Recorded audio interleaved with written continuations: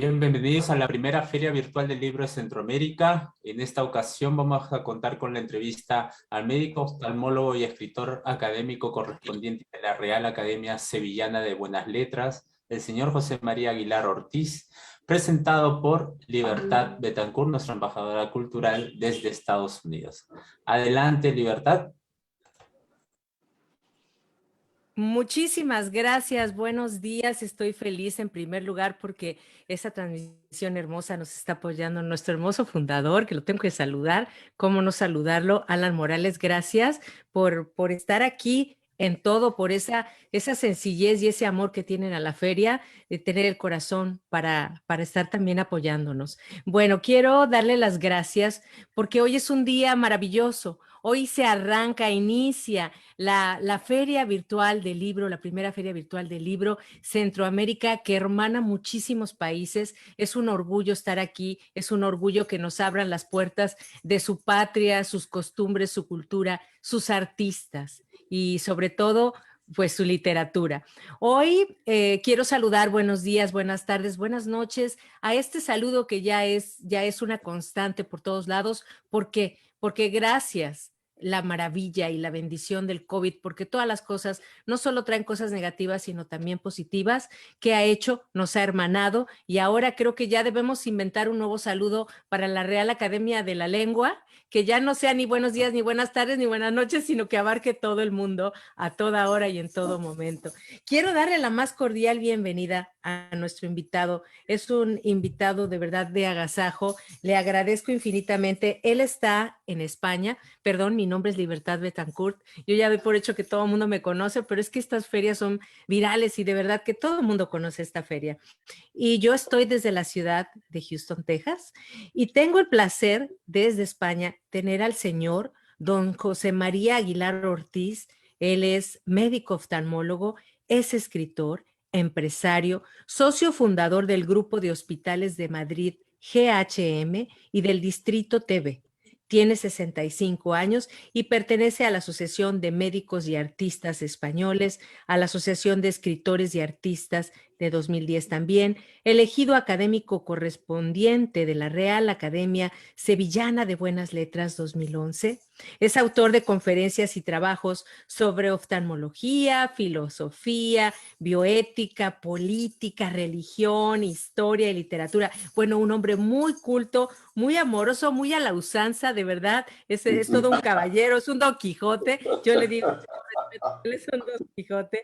Y se ha ocupado de estudiar la historia de su familia y de sus antepasados más ilustres. Bueno, hoy tiene un material maravilloso que nos lo va a presentar. Ya no le quiero robar tiempo, pero sí es importante mencionar que él tiene una biografía de su bisabuelo, Juan Gualberto López Valdemoro y Alfonso XIII, que académico numerario real de la Academia de Lengua, y en la de su quinto abuelo, Luis Antonio Pizarro Ramírez II, el conde de las Navas, militar, político revolucionario, liberal. Y bueno, es autor del libro Desde las Cibeles, un capítulo de mis memorias, en el que recoge una colección de trabajos literarios más importantes. Y por último, el propósito de este libro, que es el de conservar vivo, hasta donde la escritura puede hacerlo, el recuerdo de ciertos momentos de su vida, especialmente la memoria de personas singularmente atractivas que desde el presente o desde el pasado se han ido introduciendo en ella y contribuyen a llenarla de sentido. Constituye, pues, el intento de enlazar biográficamente la vida de ayer con la de hoy. Bueno, bienvenido mi queridísimo don José María Aguilar Ortiz. ¿Cómo está, señor? ¿Cómo le va? Muy bien, muchísimas gracias, Libertad. Me alegro mucho de volver a verla. Aprovecho para agradecerle su invitación a esta Feria Virtual del Libro Centroamericano, a la par que a Alan Morales, su fundador o uno de sus fundadores, al que tengo el gusto de haber saludado ahora mismo. Y nada, aquí me tiene dispuesto a ser sometido al tercer grado, si hace falta.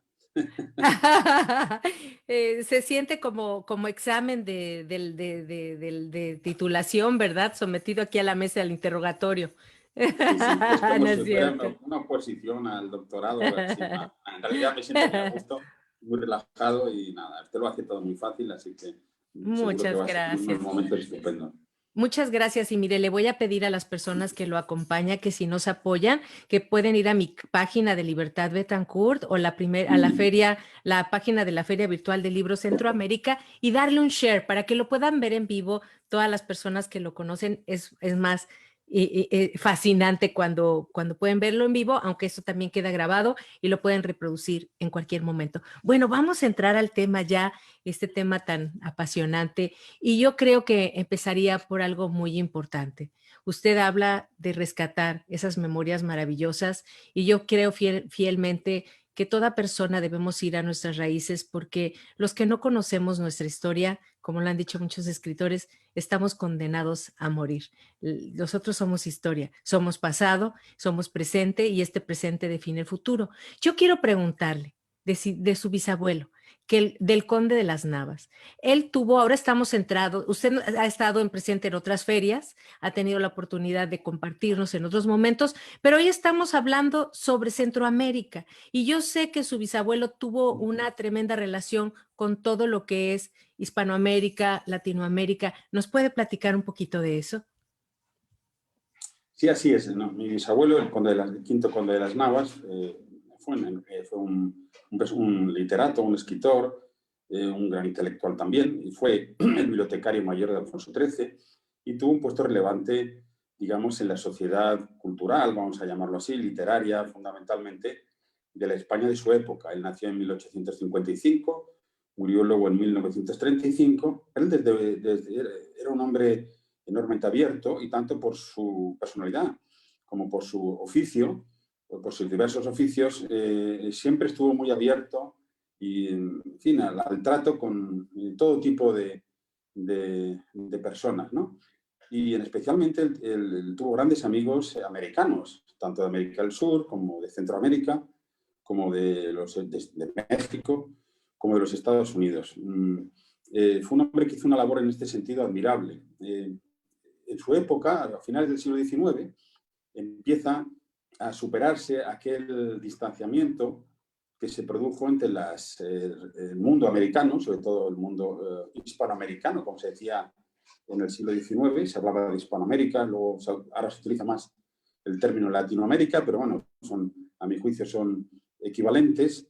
Y ya a finales del siglo XIX, tanto en las repúblicas que nacieron después de la separación del imperio, después del final del Imperio Español, como en España hubo grandes problemas para la constitución de los estados nacionales en el continente americano, como en la propia España. Una vez que pierde la mayor parte de su imperio, cuando se ve privado de sus virreinatos, de sus provincias americanas, hecho motivado sobre todo por las invasiones napoleónicas, por la guerra de independencia española, se produce un gran distanciamiento entre España y América. Las repúblicas americanas tienen muchísimos problemas para ir constituyendo sus estados nacionales en un mundo inmenso, de una geografía dificilísima, a veces imposible, una política más complicada aún, y en España también. En España el siglo XIX está marcado por las guerras carlistas, primero la guerra de la independencia, las carlistas, y la construcción del Estado liberal, a duras penas, con muchas dificultades, se va constituyendo a lo largo del siglo XIX. Pero a finales del XIX, ya, digamos, en los países americanos de habla española se integran en el sistema económico mundial, alcanzan una cierta estabilidad, y España también se constituye ya el Estado liberal, que alcanza su madurez. Entonces hay un gran acercamiento cultural, político, entre España y América. Y mi bisabuelo estuvo ahí desde el principio. Era un hombre de una gran sensibilidad histórica y cultural, y mantuvo una relación muy estrecha con escritores, intelectuales, políticos del otro lado del Atlántico. Así que digamos que tuvo una gran relación con lo que podríamos llamar el mundo hispánico, ¿no? Principalmente, muy especialmente por Rubén Darío. Rubén Darío, el gran poeta nicaragüense, bueno, cuya importancia no se puede exagerar porque fue enorme, tanto a un lado como otro del Atlántico, un hombre que introdujo el modernismo en España y en América y en el mundo. Él tuvo una relación muy estrecha con Rubén Darío, a quien trató en España y con quien se carteó abundantemente. También lo tuvo con escritores costarricenses, por aquí tengo el nombre de algunos, luego saldrá, con escritores guatemaltecos y, por supuesto, con sudamericanos. Él fue amigo de Ricardo Palma, de su hija Angélica. En Argentina lo fue de Ricardo Moneri Sanz, de Carlos Mario Cantos, y luego también lo fue en Estados Unidos con Archer Huntington, el fundador de Hispanic Society. Mi bisabuelo fue uno de los primeros socios de la Hispanic Society de América, que está en Nueva York, y él tuvo una gran inquietud siempre y una gran atracción por todo el mundo americano. Él también escribió sobre autores americanos y varios autores americanos muy relevantes, entre ellos Rubén Darío, Ricardo Moner, Víctor María Rendón, Eva María, la cubana Eva María Canel, escribieron biografías sobre él y él que están recogidas, las tengo recogidas a la espera también de su publicación. Pero bueno, con esto quiero decir que ya a finales del siglo XIX y anteriormente a lo que supuso el gran contacto, el estrechamiento de relaciones entre España y América, que empieza con la generación del 98, del 14 y del 27 en España, ante nuestra guerra, que con Ortega y Gasset, con Ramiro Maeztu, con Manuel Tidal, por ejemplo, el gran mexicano Alfonso Reyes, y con otros, aparte de Rubén Darío y otros autores, se crea una gran relación, se vuelven a estrechar, a acercarse las relaciones entre España y los países americanos en general, sudamericanos, centroamericanos y norteamericanos. Wow, tremendo legado que ha dejado su bisabuelo, y qué impresión ese lazo, ¿verdad? Y yo le preguntaría, de toda la familia es el bisabuelo, ¿no? Y yo pregunto, antes de que usted hiciera algo, de investigara, ¿alguien de su familia lo hizo? Y si no lo hizo, ¿por qué es que usted precisamente busca, investiga, recopila? ¿Qué lo lleva desde su corazón y desde también su intelectualidad, ¿verdad? Y su amor por la historia a buscar todo este recuerdo, todo este legado cultural de su bisabuelo? La primera obra importante acerca de mi bisabuelo la hizo un norteamericano, el profesor John Demidovich, de la Universidad Estatal de Nueva York, un gran hispanista, y hizo su tesis doctoral sobre mi bisabuelo. Y eso fue uno de mis primeros contactos con la obra de mi bisabuelo. Es verdad que yo la conocía simplemente porque en casa de mis abuelos maternos, ahí estaba la biblioteca de mi bisabuelo, era una biblioteca maravillosa. No en vano él había sido bibliotecario de Alfonso XIII y era un gran amante de los libros y de las encuadernaciones. Tenía una biblioteca que se ha perdido en parte, pero bueno, se conserva una parte prodigiosa, interesante, de variada, porque él era un gran bibliógrafo, le interesaban todos los temas y claro, para la Biblioteca del Palacio Real, él reunió libros de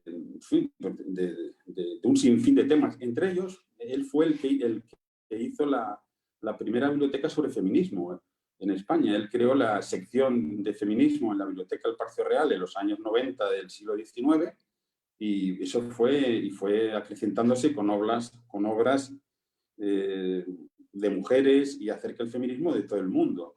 Eso en el siglo XIX, o sea que él fue un precursor también. Él fue uno de los primeros que propuso la entrada de las mujeres en la Academia Española de la Lengua.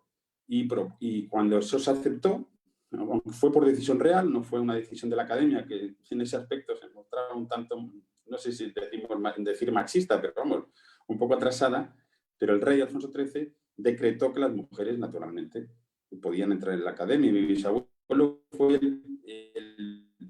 junto con otros dos académicos, uno de los hermanos Quintero, propuso formalmente a doña Blanca de los Ríos como académica de lengua española. Fue la primera mujer que se propuso formalmente. Antes se había querido introducir en la academia a doña Emilia Pardo Bazán, naturalmente, que tenía méritos más que sobrados para haber entrado, pero nunca se la propuso formalmente. Quisieron elegirla por aclamación, pero claro, la académica tenía sus reglas, que había de ser presentado. Anteriormente se quiso introducir a Gertrudis Gómez de Avellaneda, y bueno, y siempre ha habido mujeres en el mundo de la literatura interesantísimas, pero bueno, es a partir de los años 20, ya del siglo XX, cuando la mujer formalmente pudo entrar en la academia. Y mi bisabuelo siempre apoyó ese hecho. Pero vamos, esto venía a cuento del contacto en general con los libros. Él era un gran bibliógrafo, le interesaban todos los temas. En la Academia de España, la Biblioteca del Palacio, cuando yo fui a visitar en el año 2001, hice una investigación para hacer un libro,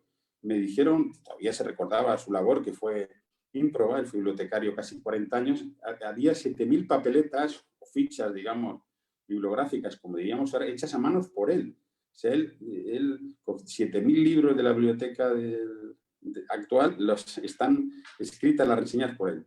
Luego él diseñó también un sistema nuevo de clasificación. Bueno, él introdujo muchas reformas durante esa época de bibliotecario y la biblioteca del Palacio Real alcanzó un gran esplendor con él. Claro, por esa biblioteca del Palacio Real venían todos los visitantes hispanoamericanos, venía Rubén Darío, venían Manuel Sanz, venían todos los diplomáticos, Carlos Mario Cantos, el argentino, que fue secretario de la delegación argentina, venía Archer Huntington, venían los mexicanos, Alfonso Reyes, venían todos los grandes intelectuales hispanoamericanos y él lo recibía, claro, les enseñaba la biblioteca y merced quizá a eso y a su gran interés por el mundo intelectual literario, pues hizo grandes amigos en toda Hispanoamérica.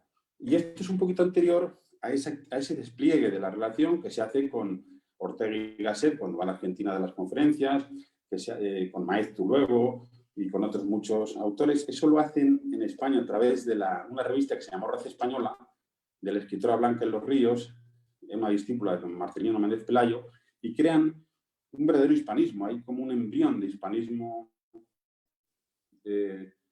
nacido aquí en España, pero compartido con Hispanoamérica, menos conocido, porque el más conocido es el de la revista Occidente, el que hacen los de la generación del 98, pues, los escritores, luego los poetas de la generación del 27, y luego a través del intercambio que hubo cuando el exilio español a México, sobre todo, y Hispanoamérica, tras la Guerra Nuestra, hay un gran acercamiento en realidad, a pesar de entre España y América. Pero hay un precedente que es el de estos autores, nacidos en el 19, en torno a la revista Raza Española, que fue un primer impulso para crear una comunidad cultural, realmente literaria, hispánica, ¿no? Políticamente ya eso no era posible, ¿no? Ya se había producido la separación política en el seno del mundo hispánico, ya la historia política del mundo, la influencia de los Estados Unidos en toda América, la relegación, España queda relegada como una segunda potencia, pues ya impide una relación política muy intensa, pero sí extraordinariamente rica desde el punto de vista cultural, moral, humano, y eso mi bisabuelo lo protagonizó con muchísima intensidad. Wow, qué maravilla. Mire, con lo que nos ha platicado muchísimas personas, él ha sido tema de interés, de estudio, ¿verdad? De inspiración para muchos a nivel académico, cultural. Yo le pregunto, porque todas esas personas pudieron haber encontrado información interesante sobre él. Sin embargo, creo que la información que usted nos puede dar hoy, en ese sentido más familiar, esos secretos, esas pequeñas anécdotas que se tienen en familia, pues solo nos lo puede dar alguien que realmente, aunque usted no lo conoció, pero sí se pasó de generación en generación, esas anécdotas. Me imagino que en las charlas, yo lo he vivido en mi familia, esas charlas en la mesa donde se habla de tantas cosas. ¿Qué le platicaban a usted sobre el Conde de las Navas? ¿Qué ha escuchado de generación en generación desde niño y qué ha disfrutado? Que no lo vamos a encontrar esa información en ningún libro. Claro, mi bisabuelo, claro, dentro de la familia, pues era una figura, ¿no? Había habido otras figuras en España, como la del bisabuelo de mi bisabuelo, al que usted ha mencionado, de Luis Antonio Pizarro y Ramírez, segundo conde de las Navas, que fue un gran militar político liberal, de los llamados exaltados, revolucionario, que participó muy activamente en todas las revoluciones liberales que se producen en España a partir de la muerte de Fernando VII.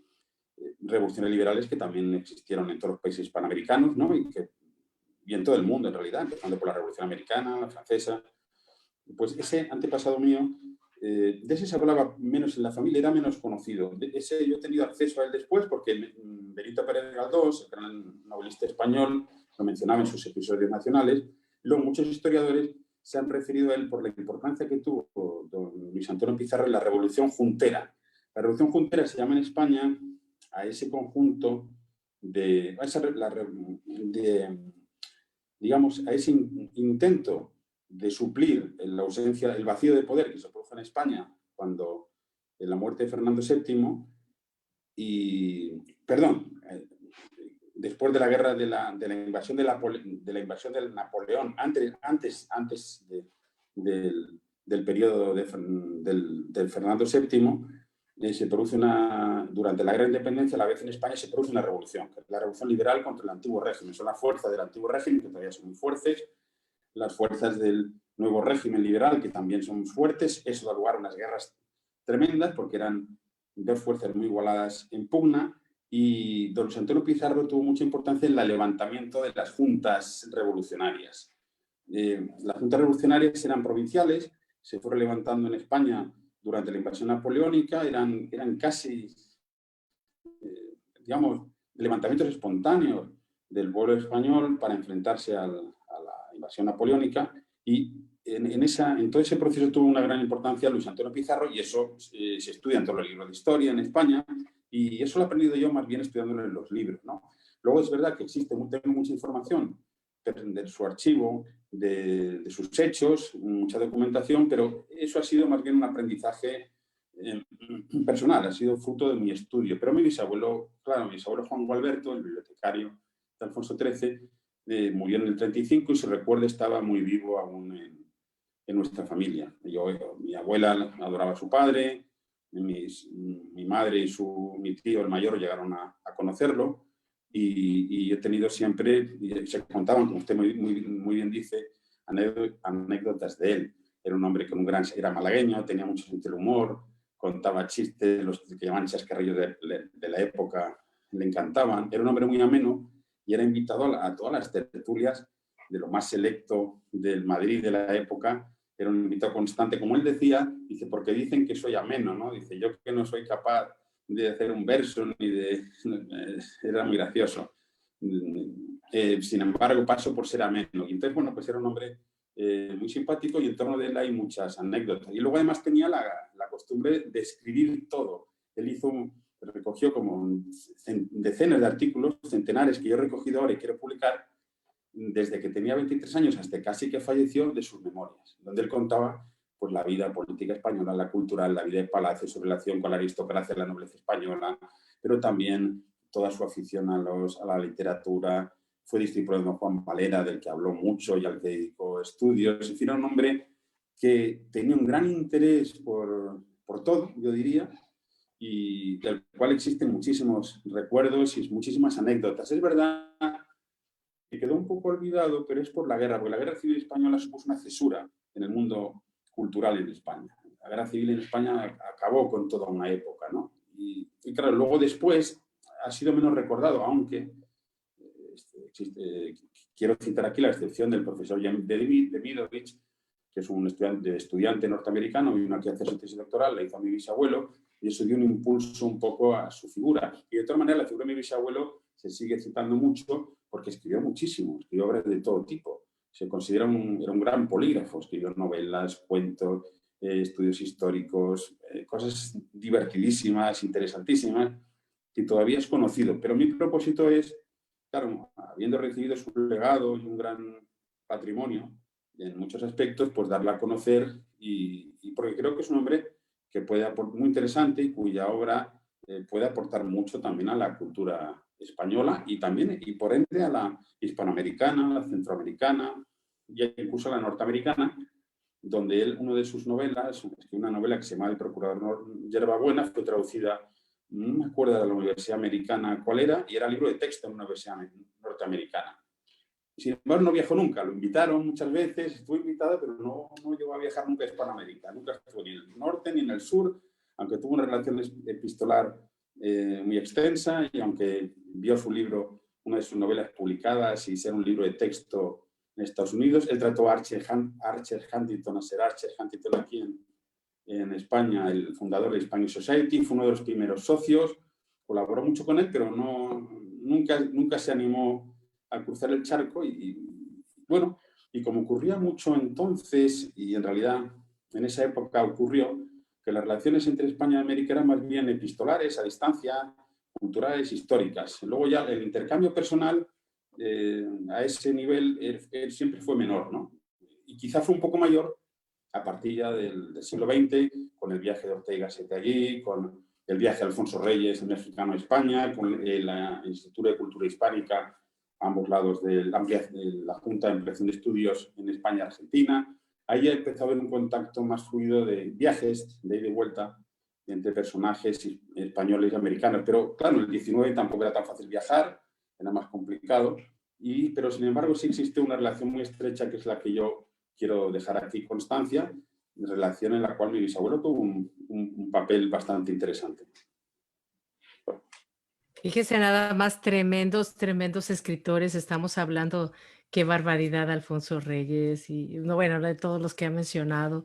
Qué fantástico. Yo tuve la oportunidad de participar en una antología ahora en la pandemia, don José María, que fueron muchos, 69 poetas del mundo, muy buenos escritores, y entre ellos está el bisnieto de don Rubén Darío, es el señor don Rubén Darío IV, fíjese qué bonito. Bueno, me emociona todo eso, y estaba buscando, no tengo a la mano, sí. Ahora recuerdo también que tuvo una relación, y conservo cartas, y una relación muy con Amado Nervo, el gran poeta mexicano. Claro. Tuvo la oportunidad de conocerlo, de tratarlo en España, de comer con él, y conservo alguna correspondencia con Amado Nervo también. Fíjese que Amado Nervo y Rubén Darío, y junto con Sor Juana Inés de la Cruz, a los 10 años yo leía la poesía de ellos. Creo que mucho fue la influencia también de la escuela, y escribía poemas de amor que ni siquiera sabía lo que era el amor de pareja, sabía lo que era el amor, ¿verdad? Porque venía en mi corazón desde esa edad. Qué hermoso, qué bonito. Oiga, don José María, yo no tengo, desafortunadamente, estaba tratando de encontrar ese video aquí, olvidé pasarlo a estas personas de la feria, en este caso nuestro querido fundador que nos está ayudando. Usted me mostró unos documentos, como un pequeñito video de documentos importantes que tiene. ¿Tiene esos documentos a la mano, o si no los tiene, platíquenos un poquito, ¿qué es todo eso? Bueno, tengo aquí, guardo en 2 carpetas, simplemente aquí las puedo mostrar un poquito aquí, en 2 carpetas, guardo pues la correspondencia de mi bisabuelo con autores, todos sus amigos hispanoamericanos y norteamericanos. Por ejemplo, pues del museo, con el director del Museo Costa Rica, un gran escritor, Anastasio Alfaro, pues estoy viendo aquí ahora mismo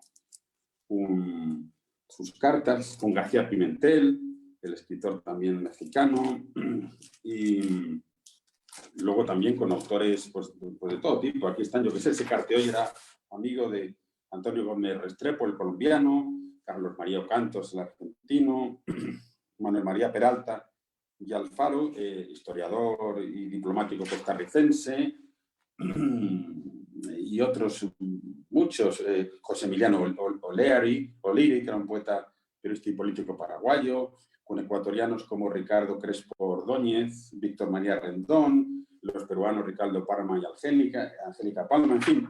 Sobre esos autores guardo aquí y aquí, por ejemplo, ahora tengo, por ejemplo, aquí a la mano las 2 cartas que conservo de Rubén Darío. No sé si se verán bien o se ven al revés. Aquí una carta de... Se ven al revés, claro, porque están aquí. ¡Ay, qué emoción!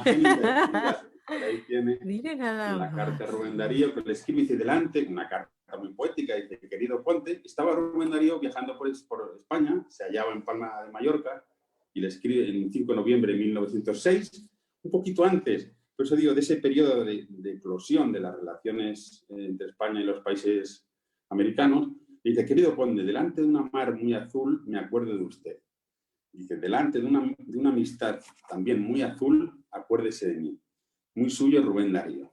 Y luego le pone una postdata: envía a su majestad un libro mío, La Oda a Mitre, es un libro que yo conservo, una obrita dedicada también por Rubén Darío a mi bisabuelo. Dice: le envié también otros libros y recibí el acuse de recibo de Suecia, de no sé dónde. Dice: el rey de España no ha tenido a bien a contestarme, le dice. Se ve que está esperando la contestación del rey. Esta máquina ya, esto es una carta también, cuando era ministro de Nicaragua, este es en en 2008, aunque no era, sí, era ministro en Nicaragua. Antes había sido aquí lo que se decía antes secretario de la legación, porque los embajadores oficialmente, las embajadas se crearon después. Las embajadas parece mentira, por el país americano vinieron en los años 20 o antes no había embajadas como tal, sino se llamaban legaciones. Pues aquí está una notita de Rubén Darío. A ver, déjenoslo más un poquito a la cámara. A ver más arriba para ver su firma. Sí, sí. Ok, wow, qué lindo. Aquí están las dos, aquí está la otra. Oiga, esos documentos deberían de estar en la Biblioteca Nacional, ¿no? Claro, es una maravilla esto. Hombre, yo ahora trabajo con ellos, pero bueno, quizá algún día ahí es donde tengan que estar, ¿no? Sí. Luego tendría por aquí las de Nervo, que ya como poeta mexicano, a ver, hay que enseñarlas aquí, teniendo en cuenta su relación, deberían estar por aquí. La verdad es que ver estos documentos a mí me impresiona, ¿no? Esta es una de las cartas de... Aquí arriba siempre ponía mi bisabuelo, las marcaba, decía Nervo, ponía en rojo quién era el autor. Solía poner su escudo, el escudo de las Navas, un escudo muy bonito, un sello seco para marcarlas. ¿Y quién? ¿Su abuelo? ¿Su bisabuelo? ¿Su bisabuelo? Mi bisabuelo, sí. Okay. Y aquí tiene, bueno, aquí la firma de Nervo, bueno, es una firma normal, es una cartita de Nervo. Cuando era secretario, siendo secretario de la legación de México en España. Aquí está la carta. Qué belleza. Que le dice, excelentísimo señor Conde de las Navas, muy distinguido amigo, Ignacio Sala de Luca, portador de la presente. Bueno, es una carta de presentación. Y luego aquí tiene otra, también... Esto era acerca de una biografía, una pequeña biografía que escribió mi bisabuelo sobre la princesa de Asturias, Mercedes de Borbón, que murió, y sobre otros libros, pero ahí tiene la firma también del poeta mexicano, ahí está. Esta es otra carta dirigida a mi bisabuelo, de Amado Nervo. Oiga, don José María, me siento, yo creo que seguramente todas las personas que nos siguen en todas partes del mundo, nos sentimos como en un paseo por la Hemeroteca Nacional Española. Claro.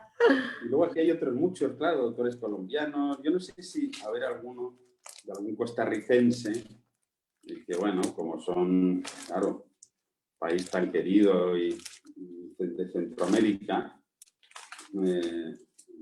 él mantuvo relación con algunos escritores, bueno, un guatemalteco, Máximo Sotojol, que era secretario de la legación de Guatemala, es un diplomático, es escritor. Aquí tengo una tarjetita de Máximo Sotojol. Nada, muchas de ellas son... Mi bisabuelo obtuvo, siendo académico, la colaboración de muchos escritores hispanoamericanos, centroamericanos, para el diccionario de la Academia de la Lengua Española. Y entonces muchísimos de ellos les mandaban cédulas, decía entonces, sobre nuevas palabras que se usaban allí en los países americanos, pero que aquí no se conocían, pero que fueron introducidas en el diccionario de la lengua española. Bueno, y luego, ¿De qué año estamos hablando de esas cartas, don José María? Casi todas son en la primera parte del siglo XX, algunas a finales del XIX y otras del XX. A ver si encuentro por aquí alguna otra vamos a ver, por ejemplo. Luego Icaza me parece, Icaza que era un gran, muy conocido, no sé si era peruano, no lo sé. Pero aquí están las cartas de Icaza. Algunas cartas del... Qué interesante. ¿Cómo llega todos esos documentos a sus manos, don José María? Pues esto llegó mío por casualidad un poco. El archivo, claro, familiar ha sido muy... bueno, ocurrió con todos los archivos, después de la desamortización, de la desaparición de los mayorados, señorías, claro. Entonces, los archivos algunos desaparecen, se pierden, el tiempo lo va destruyendo. Hay familias que no tienen conciencia del valor de sus archivos, incluso utilizan para las chimeneas, para calentarse en invierno. Sí, los tiran a la basura. Pero algunos tiran a la basura. Pero algunos otros pues hay algún miembro de la familia que los conservan. Quedan muy divididos porque con las herencias se reparten, también se reparte todo. La biblioteca de mi bisabuelo se repartió, el archivo se repartió, en mi familia se ha vendido parte de ese archivo, entonces lo que queda es un residuo, ¿no? Pero bueno, yo recibí a partir de mi madre muchas cosas, de otros tíos míos cuando fallecieron, mis primos me dieron, sabiendo mi interés por estas cosas, me dieron las cosas que tenían, que por ejemplo es una carta de don Ricardo Palma, el peruano, el gran autor peruano, autor de las tradiciones peruanas, gran periodista. Él es bisabuelo porque de parte de su mamá, ¿verdad? Sí, él era el padre de mi abuela materna, de mi abuela María, y bueno, entonces yo he ido recopilando lo que he podido, también he comprado cosas en subastas, también, bueno, o sea, yo me he movido para intentar obtener, en fin, conservar el legado la mayor parte del legado posible. Este es un cubano, también escritor de la época. Póngalos un poquito más hacia eso. Tacón y Calvo, por ejemplo. Qué interesante, ajá. Embajada de Cuba. Wow. Cubanos, luego también guatemaltecos. Tengo por aquí alguna, no sé si algún guatemalteco, en fin, un poco de representantes de todas de gran parte. Julio Betancourt, creo que era venezolano, que tiene una letra preciosa. Este era Julio Betancourt. Mire, como mi apellido, Betancourt. Como Betancourt, como escribía sí. de bien. Sí, ay, no, hasta parece como de computadora, ¿verdad?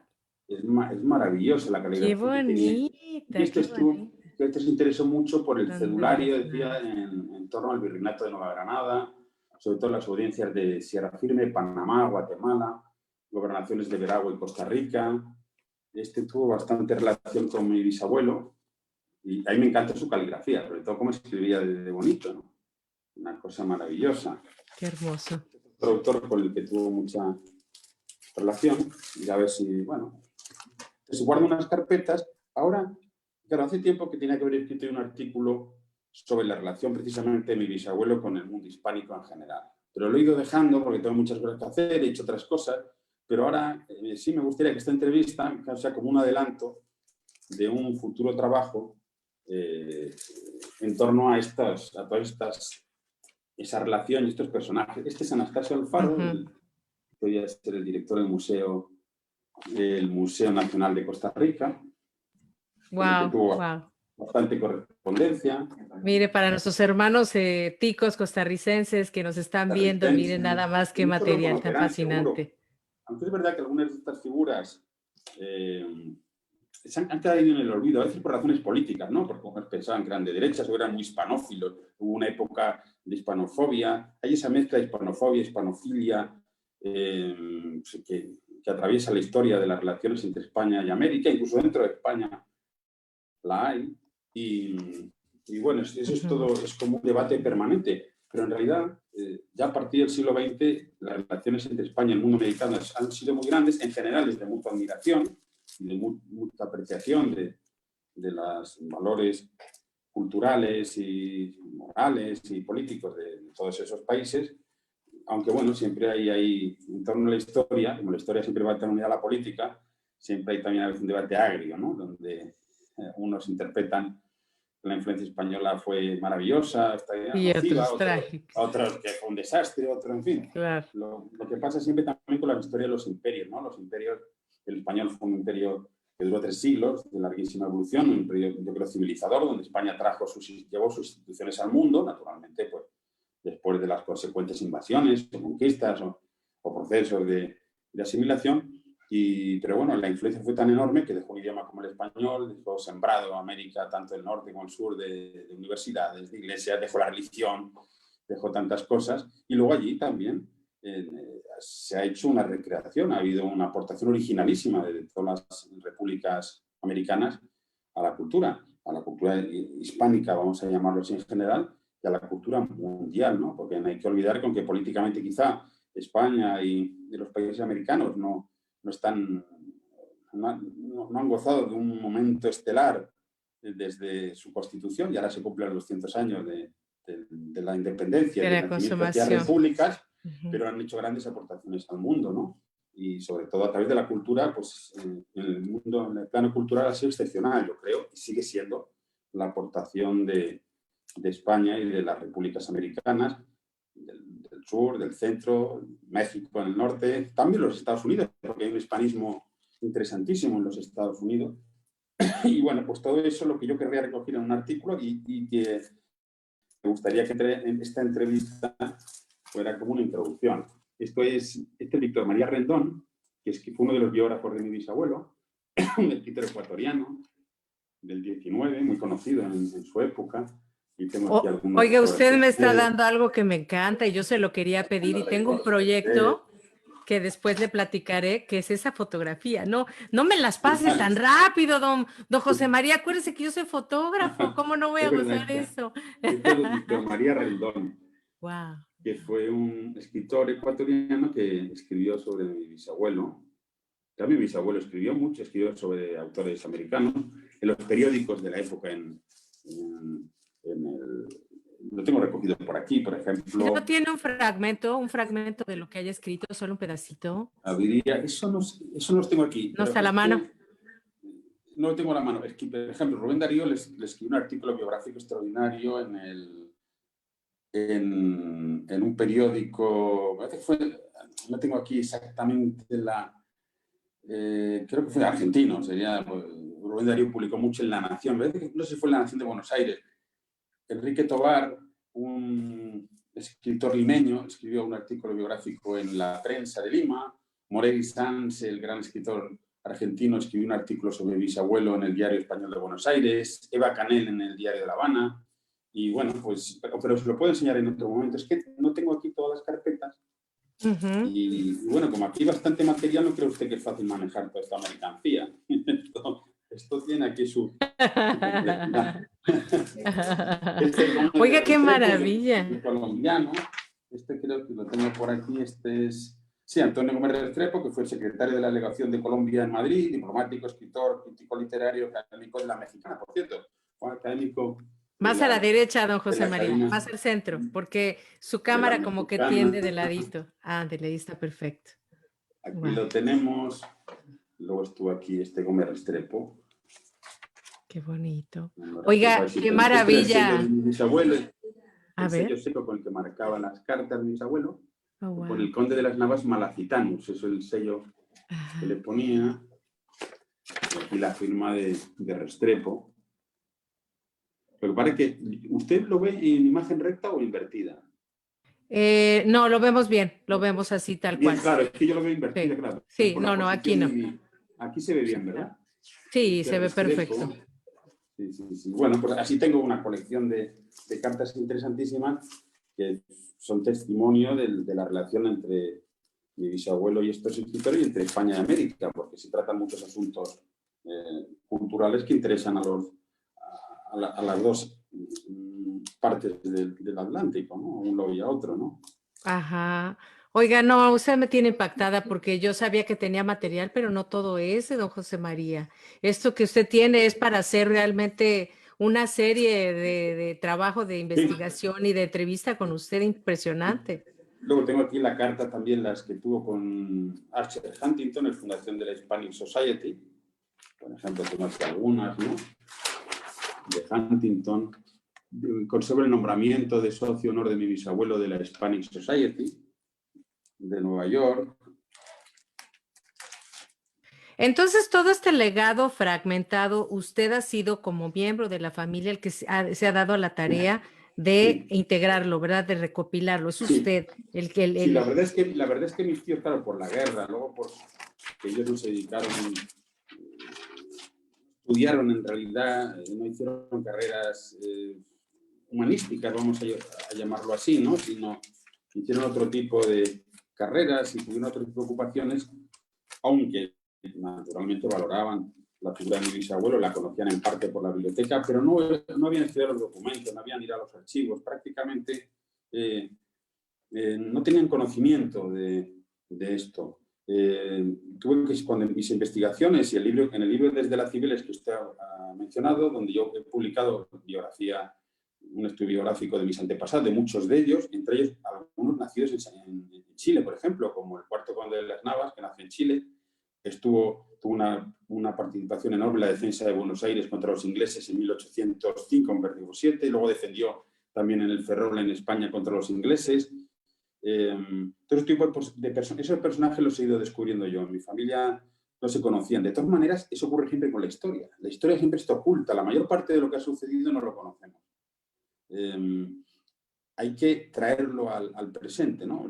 Hay que estudiarlo, hay que ir a los documentos y luego hay que narrar, hay que contar todo eso. Entonces, sí, en mi familia, la persona que se ha dedicado un poco a eso, de una manera ya me hubiera gustado poder dedicar más tiempo, pero en fin, de una manera quizá un poco insuficiente, aunque sigo estudiando y publicando, pero sí he sacado de la luz todo ese tesoro histórico familiar por un lado, importante para nosotros, pero que en muchos casos tiene interés para la historia de España. Para mí ha sido uno de los grandes placeres de estudiar la historia de mi familia, es ver cómo se desenvolvía la historia de España a la luz de mis antepasados. Uno de los artículos que publiqué yo en mi libro Desde las Cibeles se llama así, El Madrid de mis antepasados. Entonces yo ya hablo de Madrid, desde sus orígenes, y a partir de que yo tengo conocimiento de figuras de mis antepasados que vivieron en Madrid, pues cuento lo que hicieron en Madrid, por dónde anduvieron. Y entonces me ha servido también como estímulo, como acicate para estudiar la historia de España, ver la historia de mis antepasados, ¿no? Labor hecha muy ardua, ¿no? Que exige muchísimo esfuerzo y tiempo, pero bueno. Oiga, don José María, yo tengo su libro por aquí, pero se me olvidó tenerlo a la mano. Por aquí lo debo tener. ¿Usted no lo tiene a la mano? Sí, lo tengo por aquí. Ay, qué coraje, porque yo también lo tengo. Qué bonito. Por aquí. Tremendo libro. Desde las Cibeles es el título que mi bisabuelo ideó para lo que iban a ser sus memorias. Nunca llegó a publicar sus memorias al completo, pero sí publicó por entregas, vamos a decirlo así, en periódicos de la época sus memorias. Él decía siempre un capítulo de mis memorias. Y luego dejó una carpeta muy grande que ya recibí de mi abuela, donde estaba el plan de sus memorias, que ahora yo las quiero publicar. Ya encontré una editorial muy importante aquí en España, en Madrid, que las quiere publicar y son sus memorias. Y se iban a llamar así, Desde las Cibeles. Entonces yo, ni corto ni perezoso, le fusilé el título, ¿no? Le copié. Oiga, don José María, yo hace ratito que le preguntaba sobre algo que obviamente la gente no ha tenido acceso, y obviamente toda esta información que usted tiene, la gente no ha tenido acceso. Yo quisiera que nos comparta, ¿alguna vez lo hizo en otras ferias? Creo que fue un poema que escribió que era algo como muy chusco, porque ahí se veía el sentido del humor. ¿Lo tiene por ahí? Es que mi bisabuelo, claro, que fue un escritor muy serio, era un gran erudito, un gran bibliógrafo, claro, además era un cortesano, fue mayordomo de semana con Alfonso XII y se jubiló de mayordomo, siendo el decano de los mayordomos de Palacio de semana en 1920, luego era bibliotecario del rey, y luego era académico, era un hombre muy serio, pero él le divertía muchísimo los chistes, lo que entonces se llamaban los chascarrillos, que le divertían mucho a don Juan Valera, le divertían mucho a muchos autores de la época, y entonces él, junto con otros autores, él por su cuenta y luego en colaboración con otros autores, publicó algunos libros sobre cuentos y chascarrillos. El chascarrillo, ellos entendían por el chascarrillo el chiste un poco chusco, subido de tono, digamos, un poco verde, bueno, chistes que ahora nos parecen inocentísimos, con las barbaridades que se cuentan ahora, aquellos chascarrillos que eran muy literarios, porque ellos los convirtieron en un auténtico género literario, porque los redactaran muy bien, eran muchos antiquísimos, como son los cuentos, que venían de la India, han atravesado toda la historia de la humanidad. Ellos se dedicaron a escribir chascarrillos, y mi bisabuelo particularmente fue un gran autor de chascarrillos, escribió muchísimos. Y justamente la última obra que él escribió, en 1932 o 33, ya era muy mayor, y viendo que no le iba a dar tiempo a hacer sus obras completas, tampoco, no pudo publicar sus memorias completas ni sus obras completas, que él tenía un proyecto, era un hombre ordenadísimo, tenía todo estudiado, pero como veía que no le llegaba ya el tiempo, publicó un libro que se llamó Obras Incompletas, así se llamaba. Entonces, en ese libro, él publicó los cuentos y los chascarrillos, que era lo que a él más le divertía, lo que le hacía reír, le encantaba reírse, era un malagueño muy simpático, y como contrapunto de esa vida tan seria, supongo, y tan formal, y tan cortesana, académica, en la que se veía inmerso y en la que también participaba con mucho gusto, pues escribió una serie de chascarrillos que yo creo que he leído alguno aquí en alguna ocasión. En alguna feria, De hecho, yo cuando ingresé en la Asociación de Escritores de Médicos, la Asociación Española de Médicos, Escritores y Artistas, titulé aquel discurso de chascarrillos y otras zarandajas. Y entonces allí hablé de mi bisabuelo, hablé de su gusto por este subgénero literario y conté algunos chascarrillos, algunos creo que leí aquí. Lo que yo no sé si ahora procede que lea algunos y lo dejamos para otro. Ay, claro que sí. Ay, no, claro, tenemos tiempo, todavía tenemos unos minutos, estamos muy bien. Se me ha ido como agua. Claro, para que vean, para que vean aquí el tono, las cosas que contaban, que eran unas cosas graciosas, pero muy sencillas. Había uno, escribió un... Bueno, no, este chascarrillo lo contó él, pero era de don Juan Valera, pero bueno, lo vamos a contar también, porque don Juan Valera fue el maestro, digamos, mi bisabuelo lo consideró su maestro, colaboraron juntos, escribieron un libro en el cual don Juan Valera escribió un chascarrillo que se llamaba Cataclismo. Y entonces es cortito. Y eran las 3 de la madrugada, desvelado don Claudio y con espantosos dolores de vientre, ponían el grito en el cielo y pedía socorro. Su nuevo criado Ramón acudió a la alcoba. El señor tenía un cólico cerrado. Era menester abrirle. En aquella época el arte clísmico estaba muy atrasado todavía. No se había inventado en máquina alguna por cuya virtud el verbo clismar y sus sinónimos pudiesen transformarse de activos en reflexivos. Solo se empleaba el arma traidora que los frailes de San Juan de Dios esgrimían tan diestramente. Se refiere a la lavativa. Claudio tenía... ¡Santa María! Fíjese cómo redactaban, claro, se trataba de contar... ¡Qué romántico! Pero claro, había que adornar el arte clísmico, y atascado don Claudio y anhelando desahogo, mandó a Ramón que, valiéndose de un arma de dicha clase que había en una alacena, interviniera con cierto líquido calmante y facilitara el desenlace deseado. Ramón preparó el líquido y cargó el arma. A la luz de un velón, fijó la mirada en el oscuro blanco e hizo la puntería.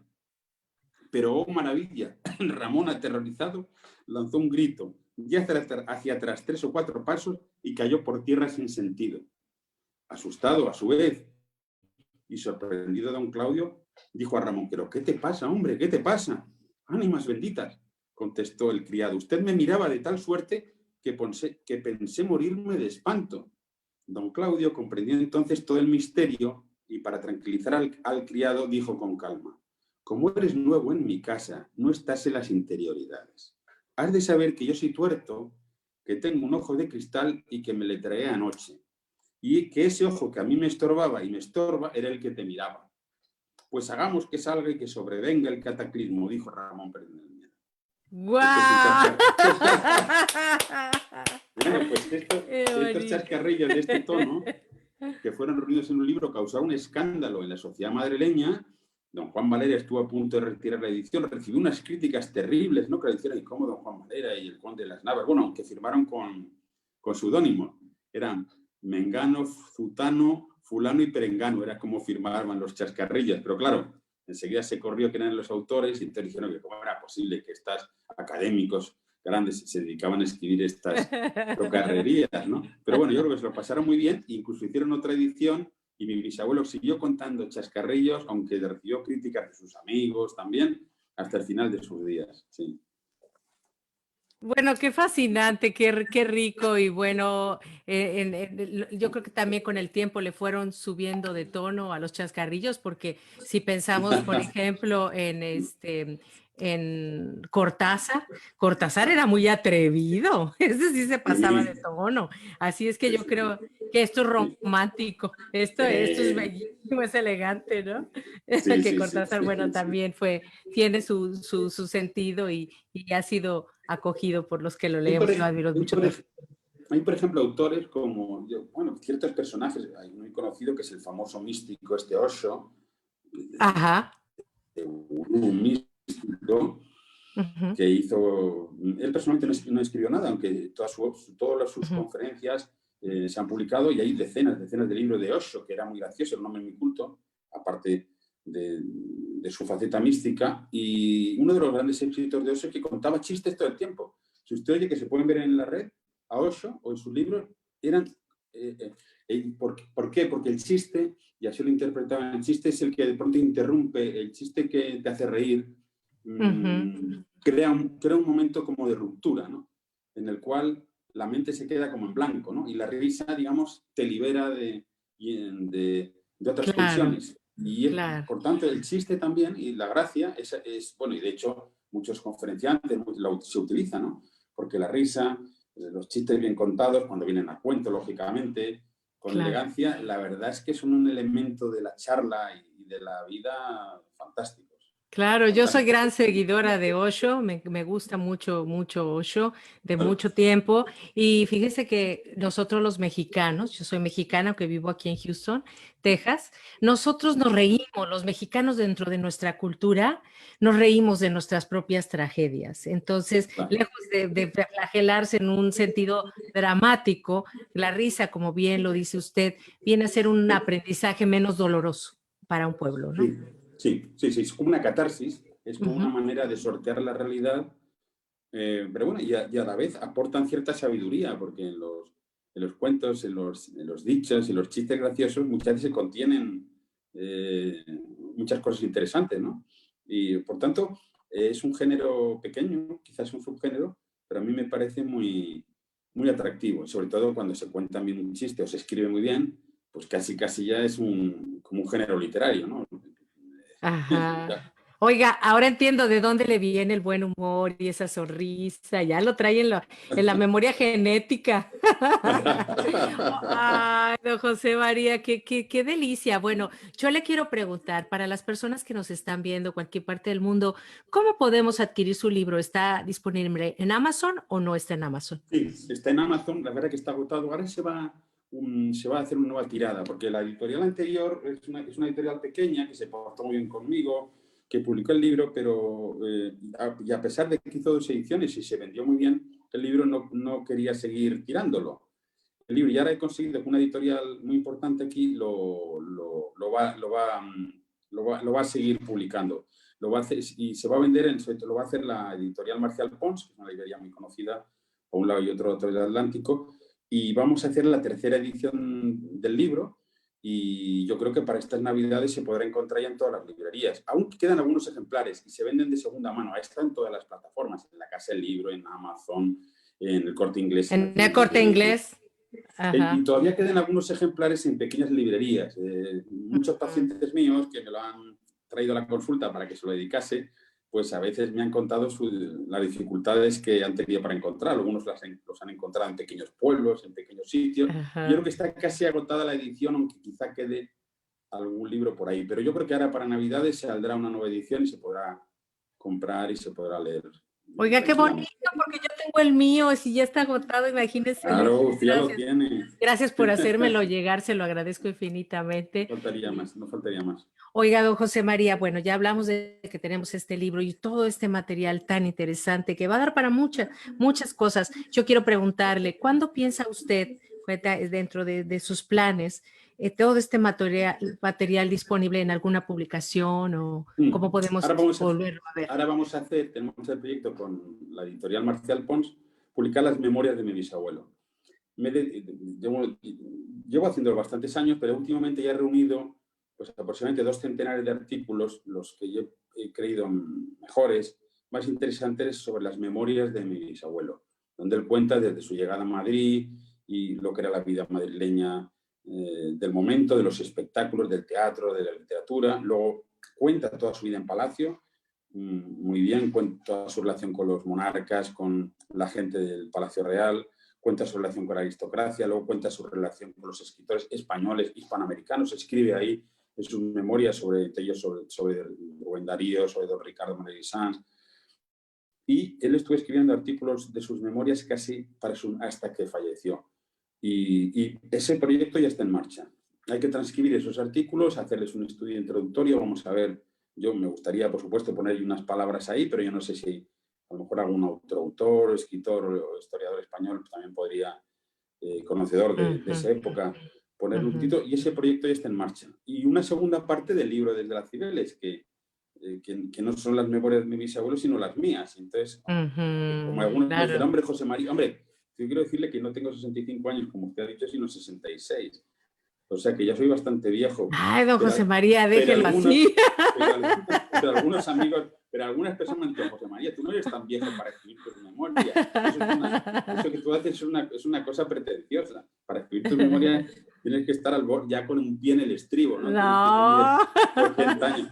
Pero voy a escribir un segundo libro con momentos de mi vida que podríamos considerar memorias, ¿no? Y lo tengo ya también lo estoy ahora repasando para ponerlo en imprenta.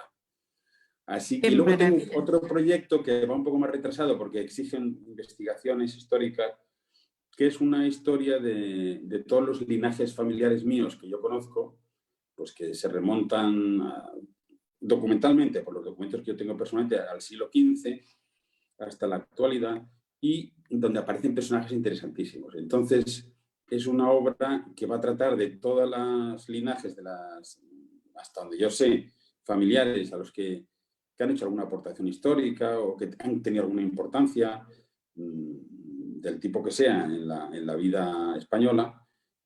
Y luego, seguido, en la segunda parte, de un conjunto de pequeñas biografías de los personajes más sobresalientes, políticos, cuando han representado un ideal, siempre que han representado algo. Pueden haber sido políticos, músicos, que los hay, religiosos en otros casos, pintores, médicos. Entonces, ese es el plan del libro, pero ese libro quizá tardará un poco más en publicarse. Que es una historia familiar y con un conjunto de biografías de los personajes de la familia más interesantes. Fantástico. Oiga, don José María, yo quiero aprovechar, usted ya estaba en mi lista mental y del corazón. Tengo un proyecto que ya se lo platicaré fuera de cámaras y lo quiero invitar y tiene que ver con todo esto, pero es un proyecto fotográfico que después vamos a platicar y ojalá lo podamos hacer. Ojalá usted me dé esa confianza y me permita ese privilegio de poderle hacer una entrevista en base a eso. Vaya buscándolas. Tengo una gran colección de fotos. Sí, vaya buscándolas. Sí. No sé, oiga, don José María, muchas gracias. Qué barbaridad, el tiempo se nos ha venido, ya llegamos al final. Yo quiero cerrar con toda esta maravillosa exposición, de verdad, que ha sido como una especie de cátedra, un viaje a la hemeroteca, como se lo digo, un viaje a la historia en el tiempo. Qué maravilla que sea un descendiente, ¿verdad? Directo de muy cercano a este personaje, a este gran personaje, el Conde de las Navas y todo su familia, su legado. Yo quiero que se despida de nosotros y de todo, especialmente de nuestros hermanos centroamericanos, con un mensaje que surja de su alma, de su corazón.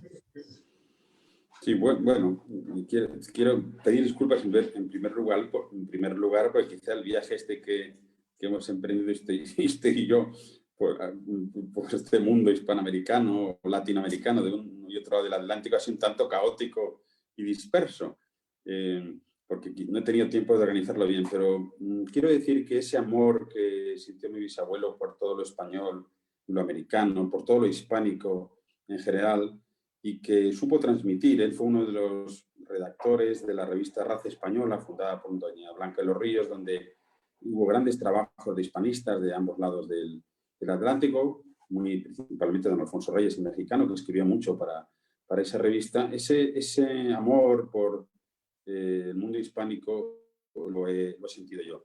Es verdad que tengo que decir también, claro, tengo que confesar que yo nunca he viajado a los países hispanoamericanos, que es algo vergonzoso. Yo lo digo y no me lo... Claro, no, la gente, no has estado nunca pues no he estado nunca. Tengo ya esa deuda pendiente con América y con Centroamérica, pero ese cariño, ese amor, ese respeto, esa admiración que ya tenía mi bisabuelo a final del 19 y principio del 20, lo sigo yo teniendo por todo el mundo americano y por todo el mundo del hispanismo, naturalmente, ¿no? Y deseo, naturalmente, a todos nuestros amigos de esos países centroamericanos, pero también a los de Sudamérica y a los de Norteamérica, incluimos a México, naturalmente, y a los norteamericanos también, porque mi bisabuelo tuvo grande relación con Estados Unidos. Yo también tengo amigos americanos, aunque a distancia, porque tampoco, bueno, he viajado una vez nada más a los Estados Unidos, nunca he viajado mucho, pero quiero decir que con ese cariño, con esa admiración, pues es con la que yo me he atrevido a enfrentarme a esta entrevista, que bueno, gracias a Dios no ha sido el tercer grado, no ha sido por lo contrario, es una entrevista muy amable. Gracias. En fin, que me ha permitido incluso contar algún chiste y decir algún disparate. Ay, don José María, de verdad que le agradezco infinitamente esas palabras, y va a ver que con la feria, como viajamos y viajamos, andamos por todos lados, muy posiblemente cuando ya se puedan hacer, porque ya se va a hacer pronto las ferias presenciales, estoy segura que vamos a tener la oportunidad de verlo en alguna de las ferias presencialmente. Por Lo supuesto, vamos a invitar. Estoy deseando viajar a América, sí. es la verdad. Bueno, pues me despido. Le agradezco primero su confianza, su tiempo, su cariño, el que nos haya compartido todo este legado cultural que ya ahora no es solo suyo, que ya hay un deber en usted, en transmitirlo. Usted es un medio maravilloso para llegar a otras generaciones y que no se pierda la historia y que no se pierda el legado de todas estas personas interesantes que giran en torno también a su gran personaje, a su gran familiar, que es el Conde de las Navas. Le agradezco infinitamente, le mando un beso a todos los que están en backstage en su casa, un beso, y también a nuestro queridísimo cofundador de la feria, César, en este caso, Alan Morales, y aprovechamos para mandarle un saludo a César Salvatierra, a todos los embajadores culturales, y los invito a que se queden. Hoy es la inauguración de la Feria de Centroamérica. Desafortunadamente no pude estar con ustedes por cuestiones de logística, pero les mando un beso. Don José María Aguilar Ortiz, queridísimo médico oftalmólogo, un hombre empresario y un hombre que ama la historia, la cultura, un hombre cultísimo y sobre todo, obviamente un hombre involucrado en la televisión también, pero sobre todo el gran ser humano que es usted. Le agradezco infinitamente. Mil gracias a usted siempre.